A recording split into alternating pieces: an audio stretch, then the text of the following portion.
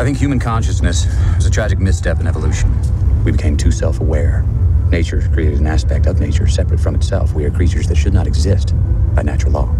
That sounds god-fucking awful. Have you ever asked yourself, what truly separates humans from the rest of the creatures on this earth? The core difference isn't intelligence or emotion.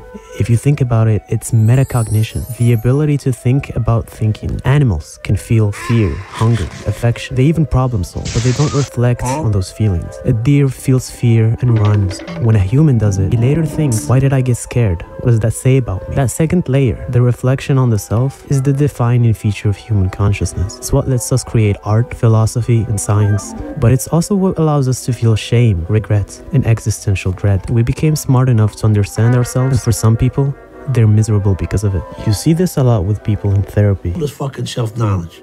What the fuck has it gotten me? They're really self-aware, but that's kind of part of the issue, right? And it turns out, science actually backs that up. There's a part of your brain called the default mode network, and it's basically your brain's idle mode. Sounds like NPC behavior, but it's the part of your brain that becomes active when the mind is at rest and not focused on the outside world. It is crucial for internally focused thoughts like daydreaming, self-reflection, recalling personal memories, and thinking about the future. Now, this part of the brain is what gives humans self-awareness, the ability to reflect on ourselves. Like, imagine a bird.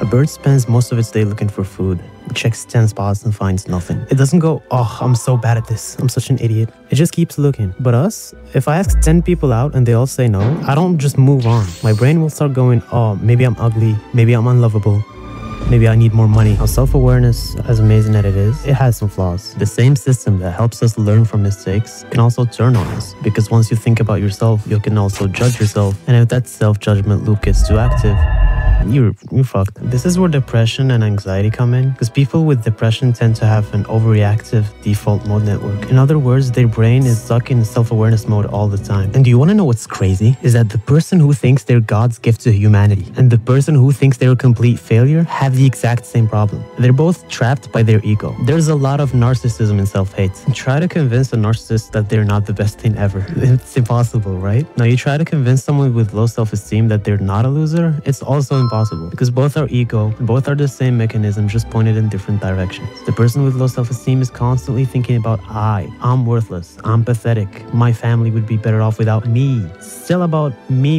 In depression, the self-focus becomes constant. The mind keeps zooming in on you, on your flaws and your failures and your regrets. But the fascinating part is looking at how depression is actually treated. Things like ketamine, psilocybin, even MDMA-assisted therapy, they all seem to be doing the same thing. They quiet down the default mode network. I'm not saying to go out and take drugs, but when you understand how the brain works, you'll realize the importance of getting out of your head. The theory is that ketamine temporarily shuts off the default mode network, the endless self-looping system, and in that short window, your brain gets a break from being stuck in you. You experience a kind of dissociation, a feeling of being outside of yourself and realizing that you don't actually matter that much. There's more to life than just you, and that can actually reset the way your brain processes your sense of self in a good way. Here's how your brain is really sneaky though. Something happens, maybe someone ignores your texts, criticizes you, or rejects you, and suddenly you feel way more hurt than the situation deserves. That's step one, the trigger. Step two, your ego will step in to protect you, but it will actually just hijack your logic.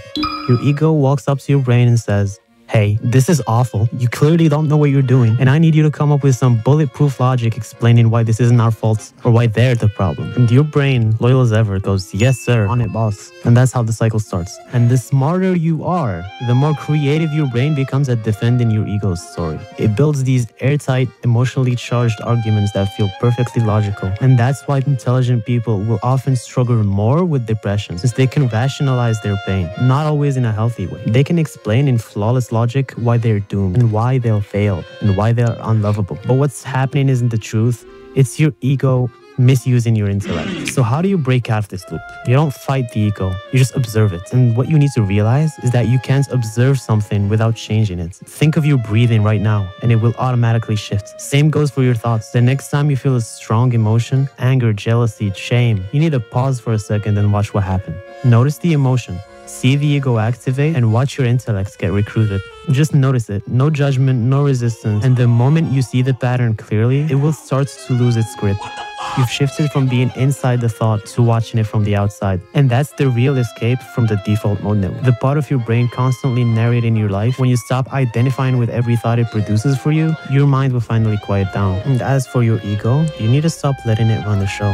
That's how you learn to live with it and stop letting temporary labels and stories in your mind control your permanent self. Your ego will always try to protect you, but now that you know its game, you can actually utilize your awareness and break the cycle.